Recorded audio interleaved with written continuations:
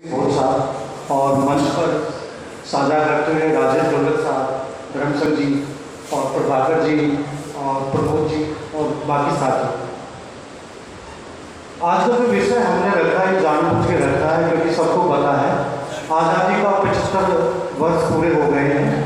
उसी के उस पर अमृतकाल महोत्सव एक तैयार हो रहा है, लेकिन जो बहुजन आंदोलन है उसको देखते हुए अमृतकाल में एक हम डिस्कशन आपसे एक बातचीत हम सीधे करना चाहते हैं कि आखिरकार ये अमृतकाल क्या है और क्या सही मानों में जिस बहुजन आंदोलन की हम बात करते हैं क्या उसका अमृतकाल है। और दूसरी बात है कि अगर आप उसका उत्तर हमारे पास ये है कि वो अमृतकाल नहीं है तो यहाँ पर एक आवश्यकता महसूस होती है पूरे अम्बेडकरवादी आंदोलन की। और ये आंदोलन क्या है, लगातार हम इस पर बात करते रहे क्योंकि अब आप देखिए कि बहुत सारी घटनाएं होती रहेगी। उस दौरान अगर कोई सहायता हमारी कर सकता है तो मैं समझता हूँ हथियार की तरह, विचारों की तरह, एक क्रांति की तरह पूरे अम्बेडकरवादी विचार के माध्यम से हमारी मुक्ति संभव है। तो हमें इस बात को समझना होगा कि पूरे अम्बेडकरवादी पद्धति क्या है और वो विचार क्या है। तो उसी की कड़ी में इस तरह का कार्यक्रम रखा जा रहा है।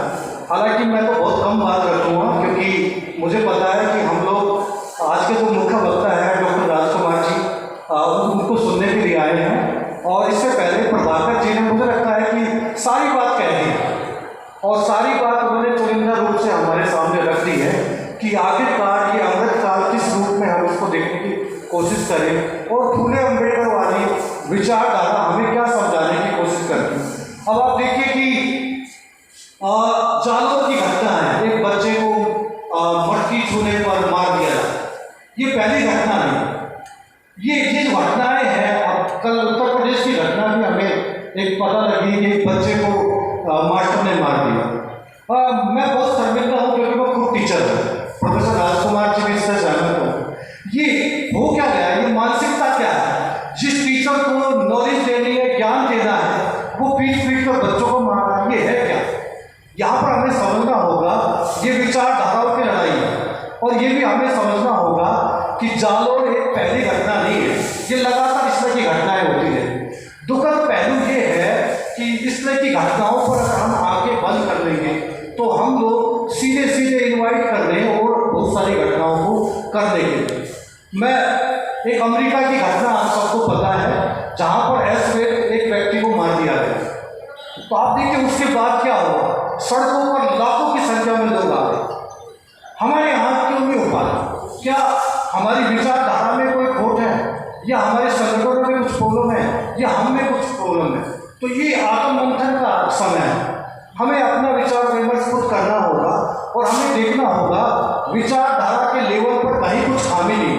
हमारे संगठन में बहुत अच्छा काम कर रहे हैं, लेकिन दिक्कत हमें थोड़ी रही है कि हम लोग उस आंदोलन को उस रूप में सेंटर पॉइंट तक पहुंचा नहीं पाए। तो यहाँ पर एक दिक्कत हमारे सामने है क्योंकि बहुत सारी कड़ियाँ हैं, बहुत सारे विषयों पर हम बात कर सकते हैं, रोजगार के विषय पर बात कर सकते हैं, आर्थिक पे मैं समझता हूँ आधिकारिक रूप से हमारे वक्ता प्रभाकर जी है और आगे भी हम इनको इन्वाइट करेंगे।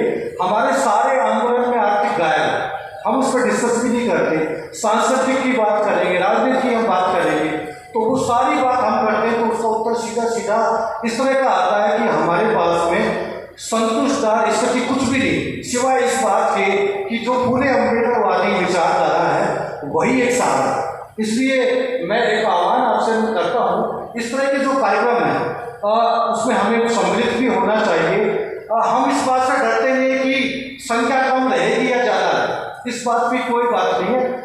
आज भी कल तो हमें इसकी आवश्यकता महसूस करनी पड़ेगी। और मैं एक बात कहना चाहूँगा, बहुत सारे लोग हैं जो काम कर रहे हैं और बहुत सारे संगठन हैं, भारत समाज निर्माण संघ भी उसी कड़ी में अपना योगदान दे रहा है।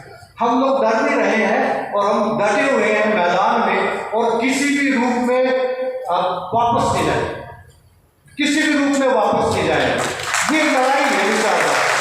इसलिए जो लोग अभी समझ रहे हैं कि घर में वो आरामदायक है, तो हम सबको पता अग्निवीर जैसी योजना आ रही है, आपके घरों तक पहुंच रही है, वो बैंक में भी आ गई है, बाकी जगह फील्ड में भी आ रही है। मैं एक सवाल आपसे करना चाहूँगा, आप अपने बच्चों को पढ़ा रहे हैं पब्लिक स्कूल में और लाखों रुपए बहस कर रहे हैं, क्या अपने बच्चों को 4 साल की सेवा में आप भेजेंगे? तो ये पॉलिसी कौन निर्माण कर रहा है? ये जो पॉलिसी हमारी अपनी है, क्या इसको अमृतकाल कहेंगे हम? अगर ये अमृतकाल नहीं है तो हमें आना हो। अगर आप अब लड़ोगे नहीं तो बच्चों के लिए थोड़ा मुश्किल हो जाएगा हमारे लिए, और बच्चे भी आपसे सवाल करेंगे कि जब इस तरह की बात हुई तो आप क्या करें? तो ये एक आत्म मंथन का हमारे पास एक समय है। तो मुझे लगता है कि इस पर हमें काम करने की आवश्यकता है और सबको एकजुटता होने की, लड़ाई लड़ने की जरूरत है। बहुत सारे इसके समाधान हो सकते हैं, लेकिन मैं एक बेस्ट समाधान आपको मैं कहना चाहूँगा। दिल्ली विश्वविद्यालय में बहुत सारे प्रोफेसर हैं, पर जो चुनिंदा प्रोफेसर हमारे पास में है, और मैं समझता हूँ कि वो हमारे पास एक ऐसे धन है कि वो बहुसंख्यक चिंतक के रूप में, उसी की कड़ी में प्रोफेसर राजकुमार जी का नाम लेना चाहूँगा। और आप देखिए इनकी कथनी करने में कोई अंतर नहीं है। गाजियाबाद में एक मिशन के रूप में इन्होंने एक इंस्टीट्यूट बनाया है, पे बैक टू सोसाइटी। और मैं आपको कहना भी चाहूँगा, आपके घर में कोई भी बच्चा है जो सिविल सर्विस एग्जाम की या कंप्यूटर की एग्जाम की तैयारी कर रहा है, तो आप इंस्टीट्यूट से जुड़ सकते हैं। ऑल इंडिया लेवल पर एक बार टेस्ट देते हैं, और वहाँ पर एक तरह का एक ऐसा माहौल इन्होंने देने की कोशिश की है। प्रोफेसर साहब बताएंगे, जैसे इनसे हमने बातचीत की, हर साल ये सरकारी सेवा में वहाँ से बच्चों को भेज रहे हैं, पर ये इंस्टीट्यूट हमें बहुत सारे तैयार करने होंगे। समस्याएं बहुत सारी है, लड़ना बहुत हर लेवल पर पड़ेगा। आप लोगों की आवश्यकता हमें हरदम रहेगी। बस एक मैं समझता हूँ कि हमें प्रण के रूप में बात हमें करनी है, यूनिटी को खोना नहीं, और निराशा का कोई स्थान नहीं अम्बेडकर वाला आपको बता, कोई नेगेटिव की जरूरत नहीं है।